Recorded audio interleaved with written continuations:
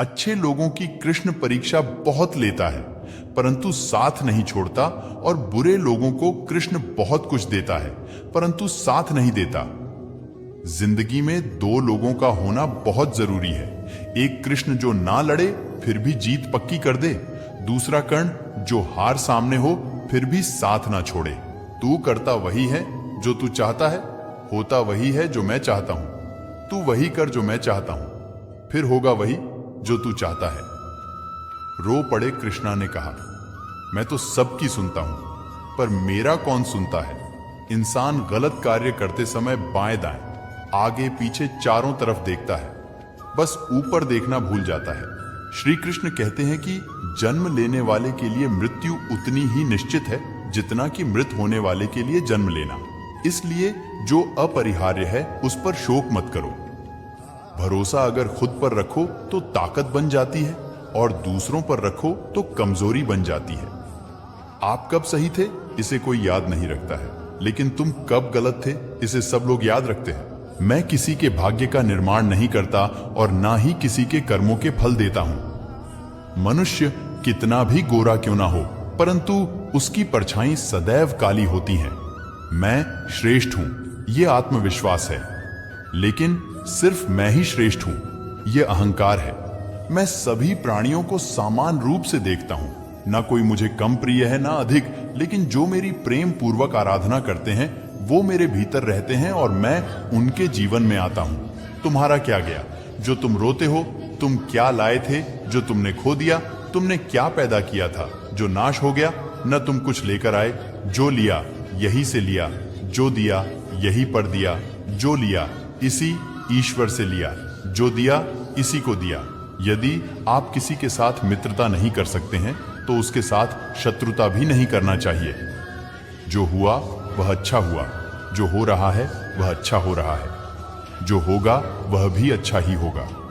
तुम भूत का पश्चाताप न करो, भविष्य की चिंता न करो, वर्तमान चल रहा है। राधा ने श्री कृष्ण से पूछा, प्यार का असली मतलब क्या होता है। श्री कृष्णा ने हंसकर कहा, जहां मतलब होता है वहां प्यार ही कहां होता है।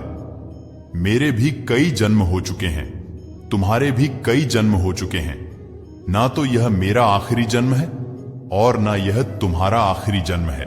प्रेम एक ऐसा अनुभव है जो मनुष्य को कभी परास्त नहीं होने देता, और घृणा एक ऐसा अनुभव है जो मनुष्य को कभी जीतने नहीं देता। श्री कृष्ण जी कहते हैं, जिस व्यक्ति को आपकी कद्र नहीं, उसके साथ खड़े रहने से अच्छा है आप अकेले रहे। परिवर्तन इस संसार का नियम है। कल जो किसी और का था आज वो तुम्हारा है, एवं कल वो किसी और का होगा। प्यार और तकदीर कभी साथ नहीं चलते, क्योंकि जो तकदीर में होते हैं उनसे कभी प्यार नहीं होता, और जिससे हमें प्यार हो जाता है वह तकदीर में नहीं होता। श्री कृष्ण कहते हैं, मनुष्य को जीवन में श्रेष्ठ बनने का प्रयास अवश्य करना चाहिए, परंतु जीवन में हमेशा उत्तम ही रहना चाहिए। हर कीमती चीज को उठाने के लिए झुकना ही पड़ता है। माँ और पिता का आशीर्वाद भी इनमें से एक है। अगर व्यक्ति शिक्षा से पहले संस्कार, व्यापार से पहले व्यवहार और भगवान से पहले माता पिता को पहचान ले तो जिंदगी में कभी कोई कठिनाई नहीं आएगी। स्वार्थ से रिश्ते बनाने की कितनी भी कोशिश करें वो कभी नहीं बनते हैं, और प्रेम से बने रिश्तों को कितना भी तोड़ने की कोशिश करें वो कभी नहीं टूटते। हर किसी के अंदर अपनी ताकत और अपनी कमजोरी होती है। मछली जंगल में नहीं दौड़ सकती और शेर पानी में राजा नहीं बन सकता, इसलिए अहमियत सभी को देनी चाहिए।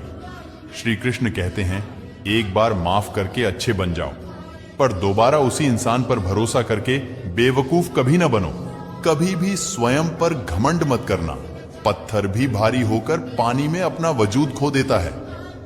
हद से ज्यादा सीधा साधा होना भी ठीक नहीं, क्योंकि जंगल में सबसे पहले सीधे पेड़ों को काटा जाता है।